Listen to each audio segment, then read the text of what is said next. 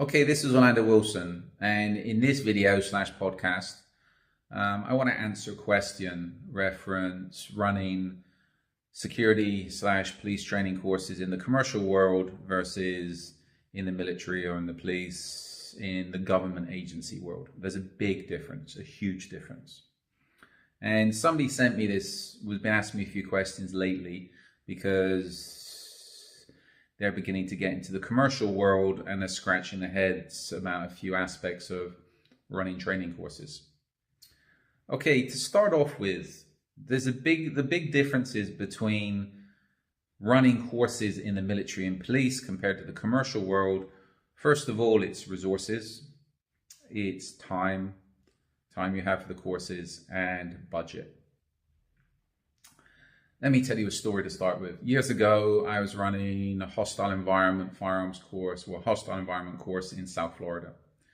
And we were doing the firearms phase, which was one day, if that, of firearms familiarization. I had a guy, a British guy, ex-military guy that was in Miami at the time, that come along to the course, etc. And he was there while the students were shooting. They got familiarized with AR-15, AK-47. And he saw the guys and girls shooting. And he's like, oh, but they're not holding the weapons properly. They're not doing the marksmanship principles, etc. And he was right, they weren't. But in his mind, he saw them as military recruits. And yes, you should be teaching them the marksmanship principles. Yes, you should be teaching them this and whatever. You know what? If we had how many weeks to train them, yes, they should. If they were there for formal firearms training, yes, we should. But they weren't there for that. They were there for a firearms familiarization as part of a hostile environment course. So this is where, for me, when I'm organizing courses, the first thing I'm looking at is what is the goal?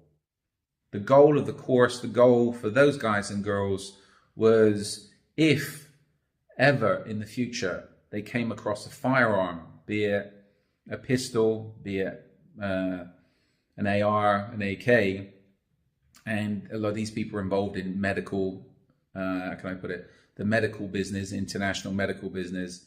If they come across one of those firearms, they could pick it up, make it safe, or take it somewhere where it could be secured without picking it up, putting their fingers on the trigger and putting 30 rounds into their fellow workers, etc. They could move the gun safely without having a negligent discharge and hurting other people. That was the main concern with that course. That's why they were doing the familiarization. It's a familiarization, it's not training. So they could safely pick up and move firearms. Yes, they got live fire.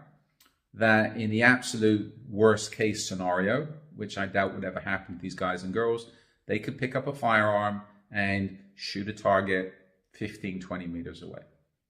And again, were we interested in the marksmanship principles, the perfect stance, the perfect this, the perfect whatever? No, because there'd be no point teaching them that, because in the time frame we had, they would have forgot it the next day, and we didn't have the time frame to teach them that. We taught them to simply pick up a weapon, point, shoot it in the direction of the target, and safely pull the trigger, and hopefully get the majority of the rounds in the target. But I doubt they would ever need to do that. But if they did, they had the knowledge to do it. Shooting's a skill, and it's something you cannot learn in one day. But in one day, we could teach them to understand the basic safety principles, to pick up a firearm, make it safe if they're confident enough to do it, and move it to a safe location. So this is where we're looking at the goal of the training. If we was doing a formal firearms course, and I take it this instructor, this guy that was there, he would have them, if we told him to do a one-day course, he'd be teaching them the marksmanship principles, which for that course and in that time frame were completely irrelevant. It wouldn't be achieving the goal that we was looking to achieve. Again, understand the goal of what you're trying to achieve and the time frame that you have. The military police, basic military training, British military training, I think is about 6 months. Yeah, when I was in 21, 22 weeks. Okay, That's a big difference if somebody's coming to you for 4 or 5 days. You have to hit on the main points, the main topics, the main issues they're most likely to encounter, how to solve those issues. Yeah? So this is where a lot of military police instructors struggle when it comes over to the commercial world, because they don't understand how to compress a course. They don't understand, mainly due to their lack of experience in the real world, they don't understand the main topics they need to be teaching and how to be teaching them to people so they understand them quickly, not in an extended time period. The other issue people struggle with is budget. You could have people coming to you wanting a long course, best course in the world, etc., but they don't have the budget. Okay, the first thing after working out the goal, the time frame, is how much money they've got to spend. There's no way you can do, well, there is. If people's only got the budget for 10 rounds of ammunition per student for a 5-day, let me say, SWAT course, you know what? There's going to be a lot of dry drills on that SWAT course, and you better make those 10 rounds count at the end and ensure the students are getting, how can I put it, getting the best training they can for those 10 rounds. You know what? Fortunately, I've never had to do such a course. Could I? Yes. But again, it's not going to be your traditional tactical course, because you don't have the amount of ammunition that you would in the police, military, etc., or even in the United States. So again, this is where you need to understand the goal of what you're trying to achieve on the course, the time frame, how long you've got for the course, and ensure you hit the main points that are going to help you achieve the goal.